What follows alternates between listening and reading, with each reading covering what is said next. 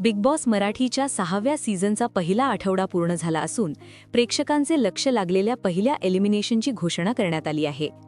या आठवड्यात झालेल्या धक्कादायक प्रक्रियेत प्रसिद्ध लावणी डान्सर राधा पाटील हिला घराचा निरोप घ्यावा लागला आहे. या आठवड्यात घराबाहेर जाण्यासाठी प्रभू शेळके, अनुश्री माने, दिव्या शिंदे, सागर कारंडे, राधा पाटील, रोशन भजनकर, करण सोनावणे, दीपाली सय्यद आणि रुचिता जामदार हे 9 सदस्य नॉमिनेट झाले होते. मात्र कमी मतांच्या आधारे राधा पाटीलचा प्रवास पहिल्याच आठवड्यात संपला. आपले नाव ऐकताच राधाला अश्रू अनावर झाले.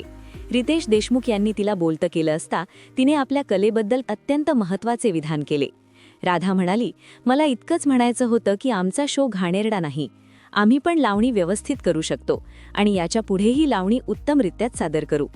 लावणी या कलेकडे बघण्याचा लोकांचा दृष्टिकोन बदलावा हीच तिची भावना यातून स्पष्ट झाली.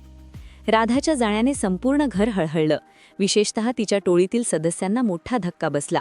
करण सोनावणे तर ढसाढसा रडू लागला.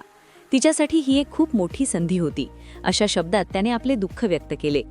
पहिल्याच आठवड्यात एका तगड्या स्पर्धकाचा प्रवास थांबल्याने आता बिग बॉसच्या घरात पुढच्या आठवड्यात कोणती नवी समीकरणं पाहायला मिळतील हे पाहणे उत्सुकतेचे ठरेल.